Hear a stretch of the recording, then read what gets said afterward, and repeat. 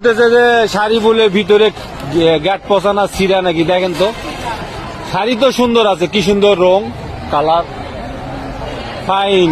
আসসালামু আলাইকুম রহমতুল্লাহ।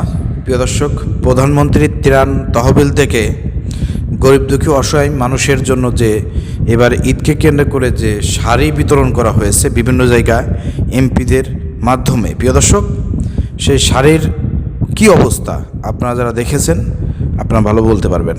আমি জাস্ট একটা ভিডিও আপনাদেরকে দেখাবো যে একজন মহিলা তিনি শাড়ি পেয়েছেন, কিন্তু শাড়ির অবস্থা খুবই ভয়াবহ, ছিঁড়া এবং আপনার সেলাই দেয়া। চলেন ভিডিওটি আমরা দেখে আসি, এরপরে আরও কথা হবে ইনশাল্লাহ। বলতেছে যে শাড়ি বলে ভিতরে গ্যাট পচানা ছিঁড়া নাকি, দেখেন তো শাড়ি তো সুন্দর আছে, কি সুন্দর রং কালার ফাইন শাড়ি। হ্যাঁ সিরা, এই যে দেখেন তো, দেখেন দেখেন দেখেন, ওই যে ওই যে ওই যে ওই যে ওই যে এই যে এই যে এই যে এই যে না, ঘুরে দেখেন তো, ঘুরেন ঘুরেন, সব শাড়ি সিরা এরকম।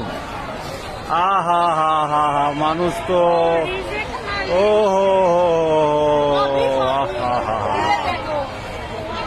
ও, সব শাড়ির ভিতরে এরকম অবস্থা।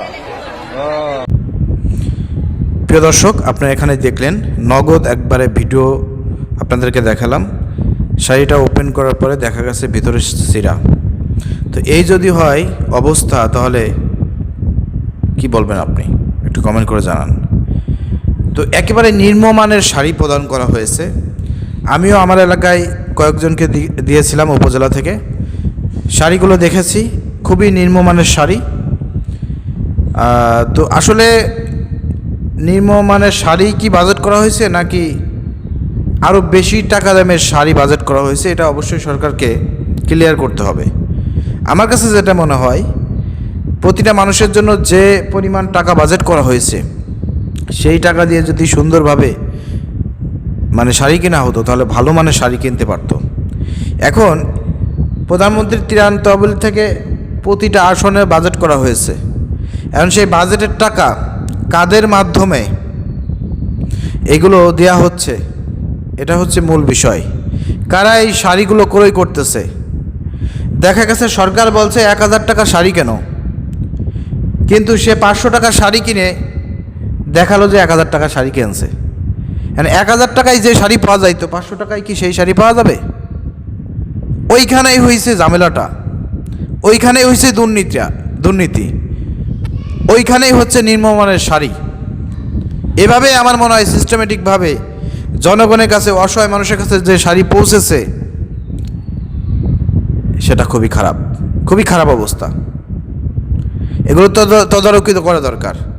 আপনি যতই বাজেট করেন, যতই মানুষকে দেন না কেন, যদি সুন্দরভাবে সুষ্ঠুভাবে যদি আপনি তদারকি না করেন, আপনি যদি এই সব ফাঁক ফোকর বন্ধ না করেন, তাহলে জনগণ তাদের কোনো লাভ নাই, তাদের কল্যাণে কোনো কাজে আসবে না। এইসব অনুদান, এইসব প্রধানমন্ত্রীর উপহার কিংবা ত্রাণ তহবিল থেকে যেসব বাজেট করা হচ্ছে, যেসব দেওয়া হচ্ছে, এগুলো জনগণের কোনো কল্যাণে কোনো কাজে লাগবে না। এই সব ফাঁক ফোকর বন্ধ করতে হবে। এরকম করে আমরা দেখতে পাচ্ছি অনেক বাজেটের কাজ শুরু হবে, মেগা প্রকল্প, যেমন এই যে নদী খাল খনন, এটা কিন্তু বিরাট বড় একটা প্রকল্প, মেগা একটা প্রজেক্ট।